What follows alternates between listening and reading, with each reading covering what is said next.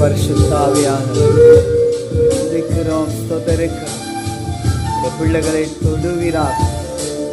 இன்பத்திலும் நீரே,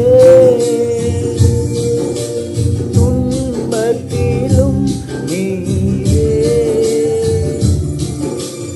இன்பத்திலும் நீரே, துன்பத்திலும் நீரே, எவ்வேளையும் ஐயா நீர்தானே, எவ்வேளையும் ஐயா நீர்தானே.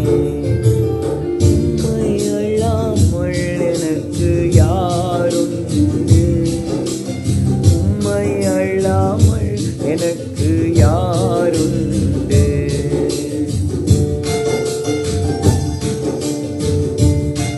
அப்பா, நவம்பர் மாதத்தில் ஒரு மாற்றம் பிள்ளைகள் வாழ்க்கையில் கடந்து வரட்டும்.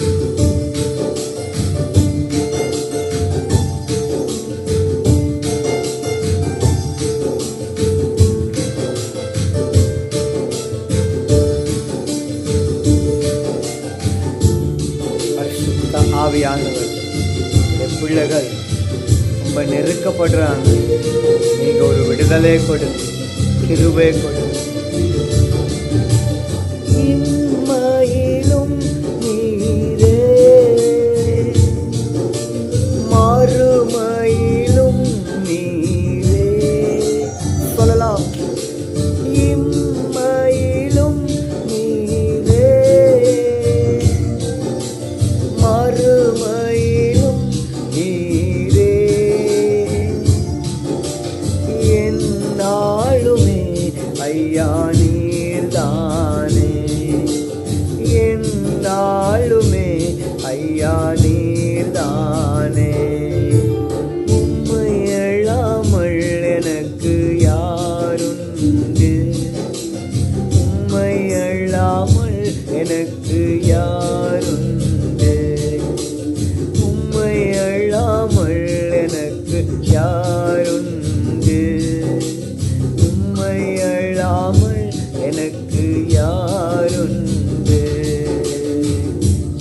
ஏசையா, அல்லேலூயா,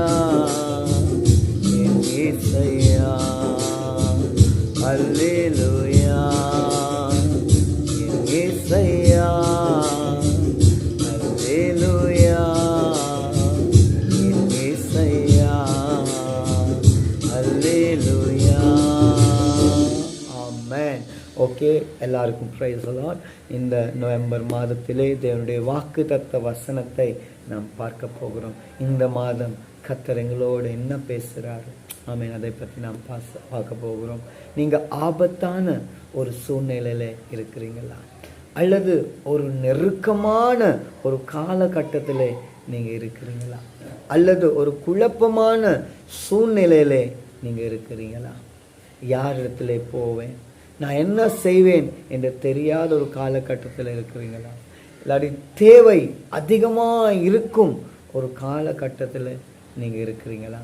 என்று உங்களை பார்த்து தான் இந்த வார்த்தை சொல்கிறாரு. இது சங்கீதம் 50:15 சொல்லுகிறது, ஆபத்து காலத்திலே என்னை நோக்கி கூப்பிடு, நான் உன்னை விடுவிப்பேன், நீ என்னை மகிமைப்படுத்துவாய். ஆமென். வாழ்க்கையிலே விடுதலை இல்லாமல் இருக்கிறீங்களா? ஒரு விடுதலை தேவையா? நாம் என்ன செய்யணும்?